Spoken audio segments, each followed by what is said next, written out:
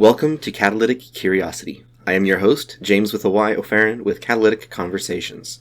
I serve remote professionals and hybrid organizations with coaching, consulting, and training to help them reconcile humanity and technology, leading to healthier, digitally integrated lives and teams. On this podcast, I am embarking on a journey of discovery to unearth the roots of digital mastery and maturity beyond mere adulting. I interview insightful and intriguing experts exploring how we can develop sage-like maturity with intention in today's digitized world. Today's episode brings Manny Martinez to the table to talk about leadership in the online world. Manny Martinez is the president of Relentless Leadership, a Crestcom International authorized agent. Crestcom provides interactive learning experiences in leadership and management which help people produce real results across 60 countries and 25,000 clients. In October 2018, Manny completed a 30-year career in the United States Air Force, reaching the summit of leadership as Chief Master Sergeant. He served military tours in the U.S., Germany, Italy, and Turkey, and deployed to military operations in Kuwait, United Arab Emirates, and Afghanistan. During our conversation, we talked about the importance that leaders be disciplined and submit and listen and learn from their teams and take the proactive effort to bring intention to connecting with them, and how important this is in today's world of hybrid work organizations and the Great Resignation. There's some amazing stuff in this conversation, so I look forward to joining you in it. Welcome to Catalytic Curiosity. Today I have with me a good old friend of mine from Toastmasters, another Toastmaster on the show, Manny Martinez. We've done a lot of different projects together with Toastmasters and things like that. And we've had some conversations like, I should bring him on here because he's got a lot of wisdom and experience that I think would be really helpful for my audience here. So Manny, welcome, and tell us a little about yourself. I really appreciate you coming on here. Yeah, James, thanks for having me. It's always great catching up with you. Whoa, a little bit about me. Yeah. Manny Martinez. I'm in Olympia, Washington. Yep. And I was born in Puerto Rico. When I was 12 years old, my family and I moved to Florida. And I turned 18, and a week later, I went into the Air Force. I was going to spend 4 years in the military and get some GI Bill money. In fact, my first duty assignment was Grand Forks Air Force Base, North Dakota, right down the road from you. Yep, right down the road. Yes. And being a Floridian and a Puerto Rican, I must admit, I did not like the winters. It's a bit challenging when you're coming from closer to the equator. Yeah, for sure. Yes. Luckily, I still had some insulation on top of my head in those days, so it wasn't too bad when it came to staying warm. However, I appreciate my beard. It definitely helps. It helps, yeah. But you know what happened? I caught the bug, and I stuck around, Mm-hmm. and I enjoyed what I was doing, and I was traveling, and I was spending time serving in the military. And then 30 years later, Mm-hmm. 21,600 haircuts later, I retired from the Air Force in 2018. And as I was retiring, I thought, well, how do I continue to serve my community? Right. How do I continue to give back for all the wonderful things that people have been able to give to me to have this wonderful career? Mm-hmm. And that led me to what I do these days. I'm a leadership coach.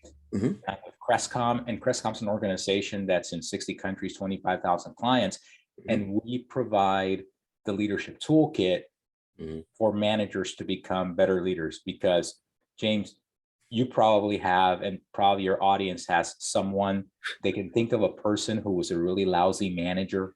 Yeah.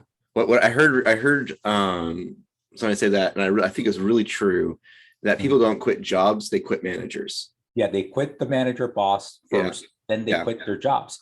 Yeah. So my job is to eliminate those stories so people don't quit their boss. And sometimes the boss is us, and we need that help. Yes, absolutely. Absolutely. And particularly hugely needed right now with all the tensions and the conflicts with people, the Great Resignation, all these kinds of things, and trying to fix the systemic issues. People realizing that, hey, I can just quit. I can go work from home. I can do all these other options. I have a lot more opportunities at my disposal. And so they're holding people to a higher standard, and people aren't able to get away with as much crap as they used to.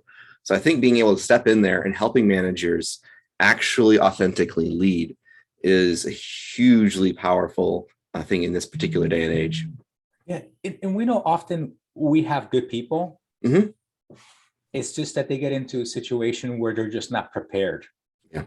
Hey, I'm really good at turning wrenches and building widgets, and that boss says, hey, you're really good at building widgets. Let's promote you to widget making manager.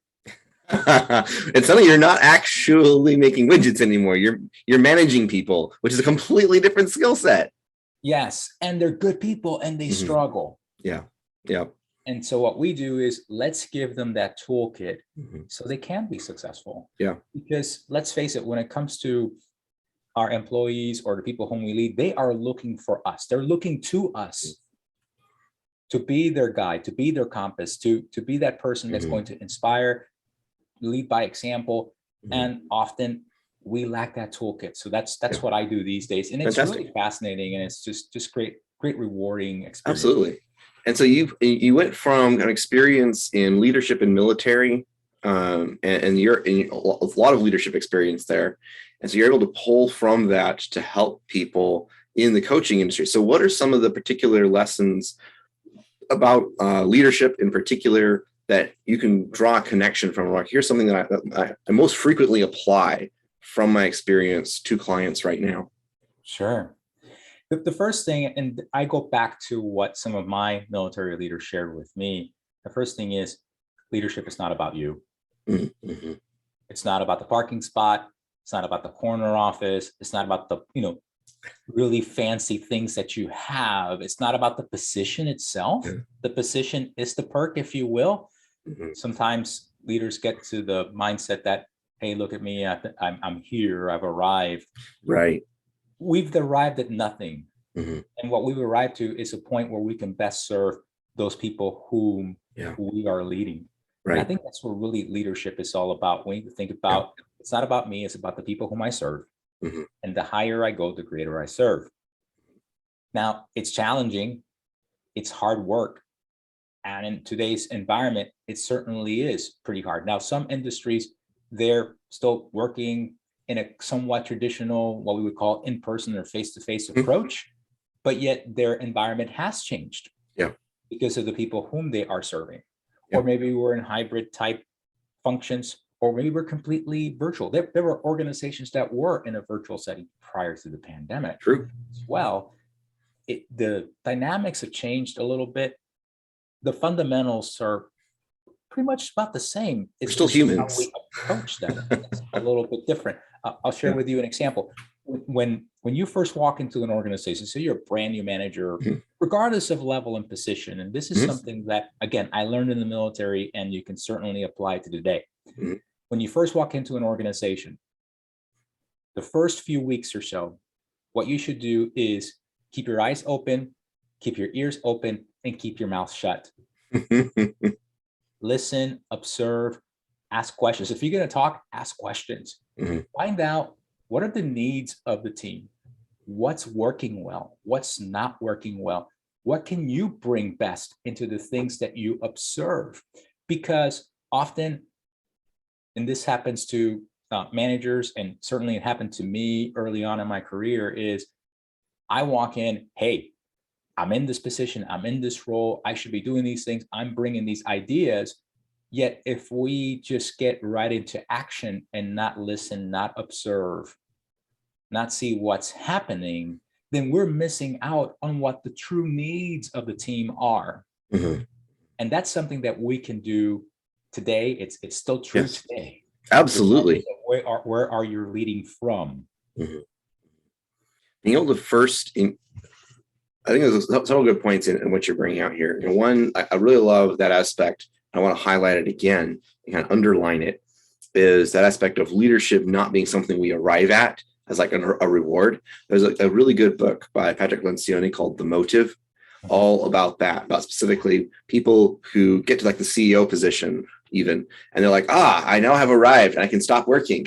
Like, no, that's not how this works. And even managers are like, I've arrived in some point and I've hit this milestone, which is sometimes, I suppose, related to kind of goals-focused mindset rather than a growth-focused mindset, where I've arrived, I have this goal in front of me of I want to get to manager or something like the next thing in front of me. You arrive at it and then you stop because now you've arrived. Yes. And so you you don't actually start doing the job that you've been handed. You don't take on that responsibility effectively. That the most key part of that responsibility. The second thing I really wanted to highlight is the listening, learning, getting to understand the people you're working with on a deep level. Yeah. Not just, okay, here's the tasks, here's the roles, here's the responsibility, here's a technology stack or whatever. It's like, who are the people here? What do they value? What are their concerns? What is important to them? And see how you can serve those needs. It's not about, you can learn about the widgets. You can learn about all the systems and processes. You need to learn the people first. Yeah, yeah. It's so important because we as leaders are also seen as teammates. Yeah. How do we lead that team? How do we best influence that team? How do we best coach that team? I go back to, say, the Chicago Bulls teams before they started winning championships. Michael Jordan, the greatest player in basketball at that time, and probably arguably still the greatest player to date. But it took him years to win a championship. Even though he was scoring 60 points a game, he didn't have a team around him. That's that thought of, hey, I'm in this role, I'm taking all these actions, but then there's no team. Yeah. And you lead, if you don't have a team, you lead nobody. Yeah, exactly. Once he got a team and he worked with the team and led the team and allowed the teammates to flourish in that system, they began to win championships. Yeah, absolutely. Same concept when we go to work. Now, I want to highlight something you mentioned. Yes, the, hey, I've arrived thought. Something that I've considered over my military career and now as a leadership coach is often we think that, hey, the position or the title or the role really denotes who I am. Like a sense of identity. You tie that part to your identity. Yes. We need to consider the purpose, our purpose, and the purpose behind that as what that is that drives us. So, for example, it's not so much what you want to do, it's more along the lines of who do you want to be and who do you want to become. Right. And then once you have that purpose, then what you are doing comes a lot more clearly. Yeah. I'm a leadership coach. Yes, great. Well, why do I do it? My purpose is I want to serve my community. I want to give back to the people whom I serve because of the value that I feel when someone's life is impacted personally. You can apply this to any role and any job, and anything that you do. Maybe you like selling cars. Okay. Yeah. So what's the purpose of selling cars? Is it just money, or is it, I really like the fact that when somebody comes here and has a need for a vehicle, I can help them meet those needs. And then when I see them a few months down the road, they tell me, I really like my car. It's really worked out for my family. That's the value. That's the purpose. And in leadership, we need to have that clarity, else we will struggle because it'll just be about me. Exactly. And so much about that, connecting like the end of the goal that you're going for, not just you have the why that's really deeply ingrained into it. It's not just what you're doing, but why you're doing it, having a meaning to those accomplishments. And that's one of the things that I work with dealing with burnout. One of the 3 pillars of burnout is inefficacy, which is a lack of a sense of meaningful accomplishment. Yeah. And when we feel a lack of meaningful accomplishment, that's when we backfill and rationalize that. And that takes the form of imposter syndrome. Yes. Right. Yes. But so many people, so much of their imposter syndrome is simply a matter that they don't know what's meaningful to them. They haven't sat down and written, so what is actually meaningful to me? And what are the relationships that embody what's meaningful to me so that I can connect to people and actually find that as my source of a purpose? Because I found with programming in particular, you have people like, well, this service that I'm helping program is providing a service to a business that provides a service to an end user, right? But I'm sitting down here and I'm, trying to debug this test that's testing this thing that's going to, it may never even see the light of day. It's like constantly churning. And I never see, there's no connection between a happy customer and this line of code. Yes. Right? It's really rare. So what they need to do is actually create a meaningful connection between them and their teammates, the person right next to them. Right. Yes. which is like goes back into like the military sense.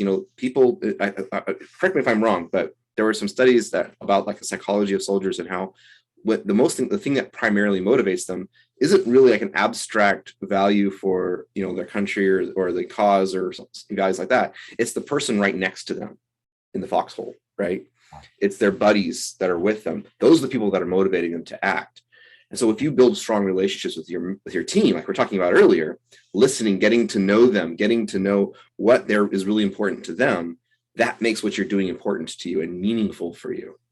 Yes. Yeah. People want to know that they have value. Yes. They add value, that what they do has value, and they have to make that connection. Yeah. As leaders, part of our role is to help them see that connection and feel that connection and be part of that connection. Yeah. One of my roles in the military was I oversaw dining facilities. We have this in the Air Force, we have this thing called the flight kitchen. The flight kitchen prepares to-go meals, if you will, for people who are going on flight missions, the air crew, the pilots, the navigators, maybe the flight engineers and things of that nature. Well, if your job day in and day out is making sandwiches and preparing flight meals, it's easy to lose sight of the purpose and this is what my value has. One of the things that we would do is during our commanders calls, which would be kind of your town hall type meetings, if you will, sometimes we would bring in people from other organizations that were pilots and navigators, and they would talk about, I'm on an 8-hour flight mission. That's my job for today. And then halfway through, I'm hungry. And because I have that flight meal sitting next to me that somebody prepared and put a little note saying, have a great flight, is prepared by so-and-so. Yeah. That personal touch. A world of difference. Yeah. Suddenly, completing the loop. Suddenly there's a connection now. Yeah. What I do has value. It's not just a sandwich. Right. Somebody is now being fed and can continue serving. Yeah. Now we have that connection. We feel like we're together. Yes. Yeah. That's important. And we need to continue that today. Whether if you're working in a hybrid environment or online environment where perhaps you don't see people personally, picking up a phone. Hey, James, just wanted to call just to hear your voice and see how you're doing. Yeah. No agenda, just reach out. Just no agenda, just reach out. Yeah. When you would walk hallways and pop into people's office and say, I have no agenda, but just want to sit down and say hello. We can do the same thing now. Pick up the phone. Just make a random phone call. Set up a time. Hey, why don't we meet next week and just talk about what's going on? Yeah. Tell me about your experience. How can I best serve you and help you get to the place you want to go? Yeah. Yeah. It's valuable. And of course, we love that. As human beings, we love that. Oh, absolutely we do. That random phone call you get from a friend you haven't heard from in a while, and all they're doing is just calling to say hi. Yeah. Yeah. It just warms the spirit. We can bring that into our work environment. There's no reason why we can't. It takes a little bit of effort. It does. It's worthwhile effort. It does. And it took effort before. It did. I got into the routine. Right. Now we're building new routines. Yes. Yes. Which out of those new routines, we learn different experiences, and we also leverage the things that we already have mastered and creatively bring those together in new ways. That's the wonderful part about the human spirit. Yes. Like, we don't have to just toss what we used to do. We go, okay, how can we use this experience to help us move forward? Right. Yes. Absolutely. That is such a huge aspect of all of this. So because we like to think that we're unique. That's one of the natural, but probably one of the most flawed assumptions that we make as humans is that we're unique, that we're alone in our problems, or that we're special in our ideas as well.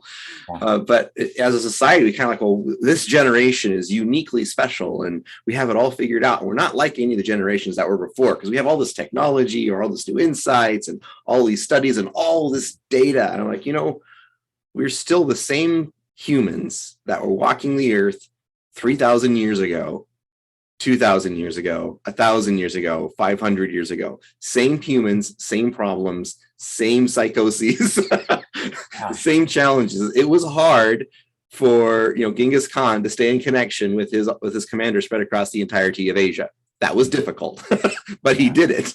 We don't have an excuse. So the question then is, and I know you're the host and I'm the guest.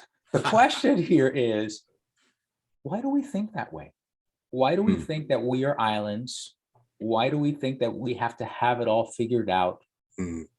Why do we think that we have to be strong and strong alone? Why do we get so caught up in, like, I think there's something human about it, but also something very American in some ways too about this, because we tend to have a bit more, I think, because just from being, like, you've been overseas, you've been all over the world, and I've traveled around, I've talked to people who've been all over the world, but there's definitely a culture in America of the individualism, like our hyper focus on independence, and there's like the myth of the lone cowboy and the lone wolf, right?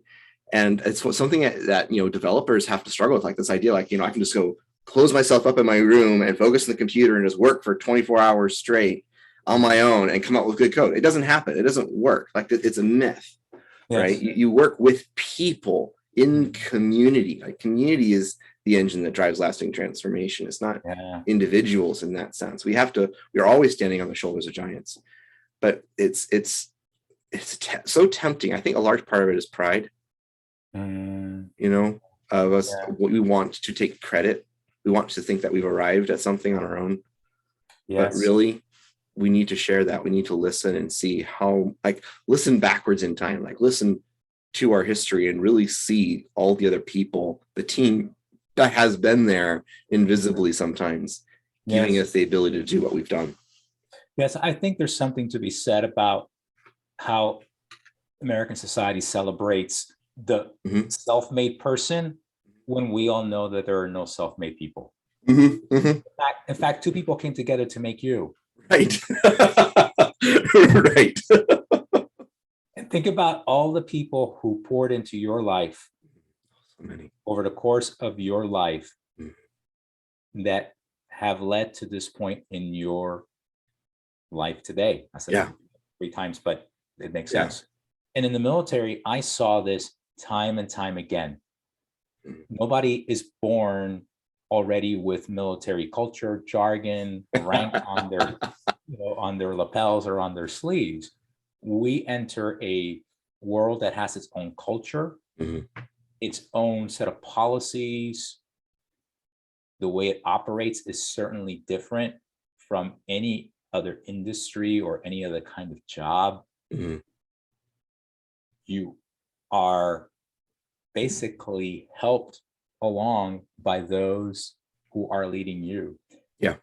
A beautiful thing about the military, and I think it's also because of the culture, is we have a sense of understanding that when I take you under my wing, if you're my employee, if you're my airman or my soldier or my sailor, that I am really in a situation where I have to teach you everything that I know. So then when you step into my role, I hope you can do a better job than I did.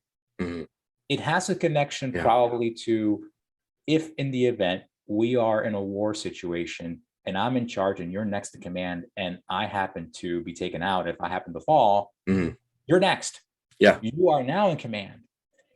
And it's a wonderful thing because that makes us unafraid to think about ourselves as islands, to think about ourselves as we have to have it all figured out. Now, it's still a struggle. We still deal with it from time to time in a situation to situation. Think back, though, the people whom you've worked for over your life that you admire, the true leaders that you knew, they were the ones that did the kinds of things like they asked their team for advice. They brought people alongside of them to help them. They delegated and empowered other people to do things. Now, they were always there, connected. shoulder to shoulder. They were always there leading when it was necessary. But very often it was the team that was making things happen. Right. And when your team is successful, then you're successful. Mhm. Then you're seen as that person that is leading and succeeding. Why? Because you are now tapping into and empowering the people whom are there looking for you to go, okay, I want to do this. Most people want to do a great job. Most people want to be successful and they're driven. How are we allowing that to happen? And so, Yeah. so if we're islands, we'll never let them do that. Yeah. But if we see ourselves as, I'm a human being just like you, with dreams and aspirations just like you, with feelings and emotions just like you, Yeah. then we can work together, and then I can be your best leader. Yeah. I love that. I love that. And then that focus on that connection and making it not about, and we're going back to this again, of this isn't a reward for me. This is an opportunity for me to help other people succeed, an opportunity for me to serve by creating a space for the team to win, right? It's not about me and my ego. Absolutely. Yes. Absolutely. Yes. Which means putting in that extra effort to, pick up that phone call, pick up that phone, make that phone call, schedule that Zoom meeting with the people. Because I mean, like you said, walking the halls, taking the extra effort does take effort to get up off your butt, out of your desk, go out and go talk to people and connect with them. It takes work. It takes work. But there's also you're easily reminded in person of people. They're we see them regularly if we have our offices structured properly. I have heard stories of CEOs who they have their corner office and all the windows are facing outwards, and they go and they get an elevator, go down to the tunnels and go down underneath and come to the other office. They never see anybody else in the entire building. I'm like, what in the world? It's like, that's ridiculous. You have to walk through and see the people so you can be prompted to actually engage with them. But similarly, so many people let the remote work environment be like that.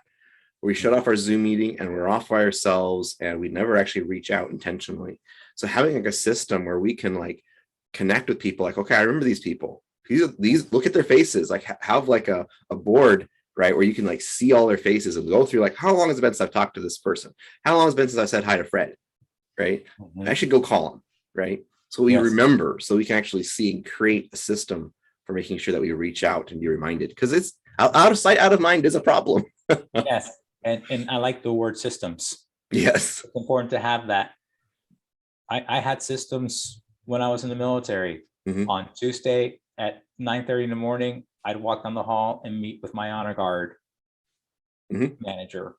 That was our sacred time. We spent 30 minutes and we knew we're going to talk about a couple of different things, but really it's my time to listen to them, and I'm there for their support.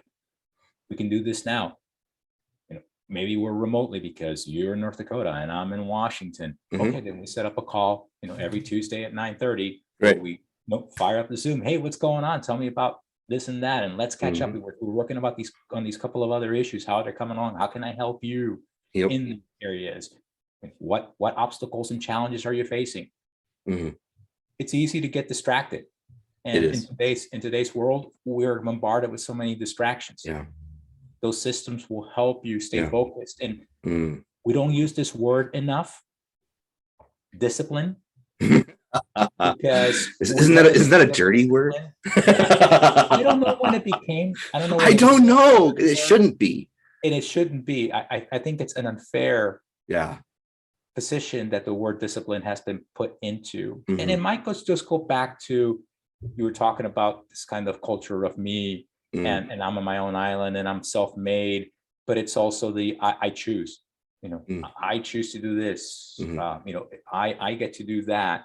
And discipline sometimes asks us once again to put ourselves aside for a moment. And say, this is what is really necessary for you to thrive. And we fight that. Discipline is so important. I always say that discipline is the thing that's going to keep you moving forward when you are struggling, when you're not doing well. And again, the systems, and within the discipline, you have the systems, and in the systems, you build discipline. Right. They are complementary to each other. Absolutely. And it's also another quote unquote dirty word that ties in with that is submission. There's such a Mm, huge thing in the military, but yeah. is so critical just for life in general, for being able to have a successful system. For you to be able to have discipline, you have to submit your own desires, your own, your own passions, your own ideas to the needs of the people around you, to the community, to the team, right? Yes. And even whenever you make a choice, you're going to do something to implement a system, right? You need to submit to your past self. Mm, I made this decision. I am going to stick to it.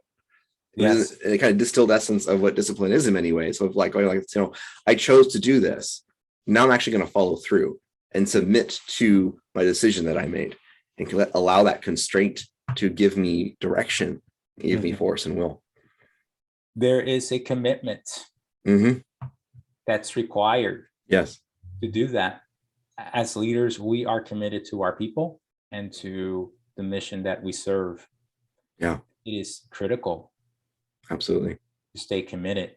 And it's also important, I think, to not fake that strength, because we think that we have to somehow fake strength.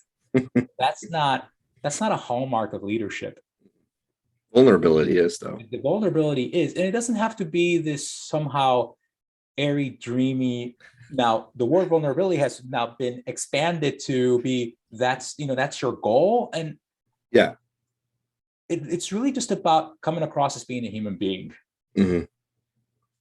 Hey, how you do? I used to get this sometimes. How you doing today, Chief? And I was fine to say, you know what, today I'm not having the best day. I've really struggled a little bit earlier with a couple of projects I was working on that didn't go my way. Hey, would you mind, a little bit later on, just checking in and see how I'm doing? Mm. Asking for help with it, not just saying, "Hey, I'm not doing so well," but actually proactively saying, "Hey, could you check in on me?" Yeah, That's powerful. yeah. That's And humility.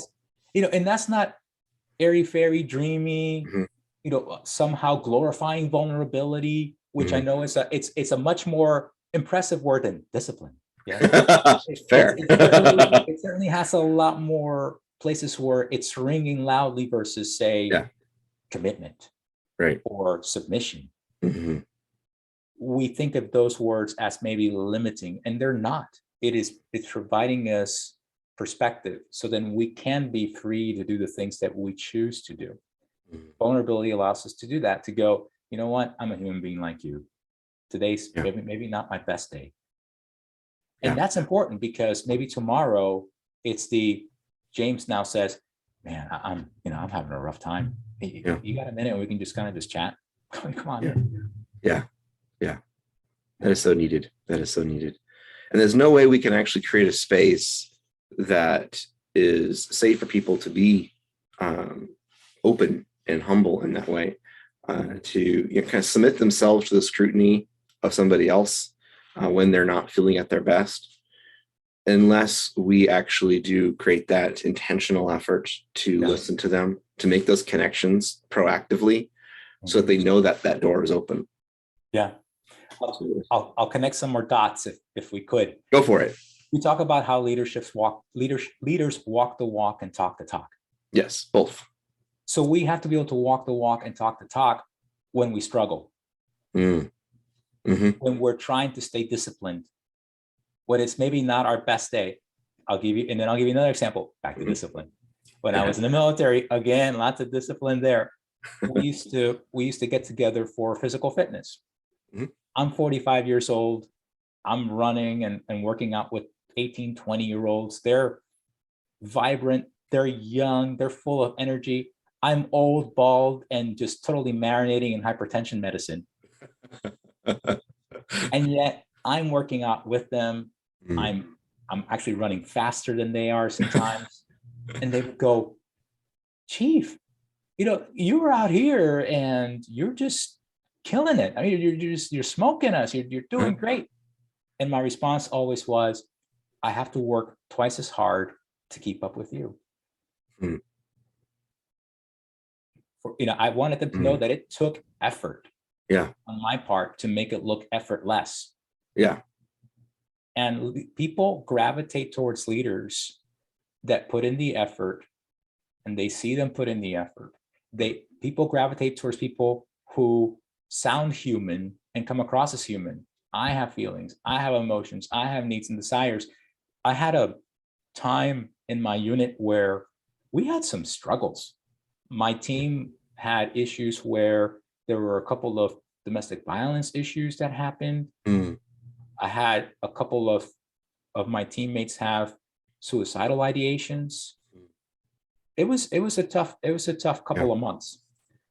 And it was our town hall meeting, kind of our get together, and the chief, the elder in the team, me, at 45, super old, but and it was our moment to talk about, okay, what am I going to talk about? And certainly I'm like, I have to address this, but how do I address it in a way where I can connect with people? Because these are difficult things to talk about. Half of us don't want to talk about them in the first place. And then let me see. Now, if I put on my military, traditional, stereotypical hat, I would probably go, these things need to stop. We can't be having people doing this. You can't be doing that. And I didn't do that. So what I did was, Manny, what about you? I thought, what are you struggling with today? Everybody's always struggling with something. Everybody always has something that they are working through.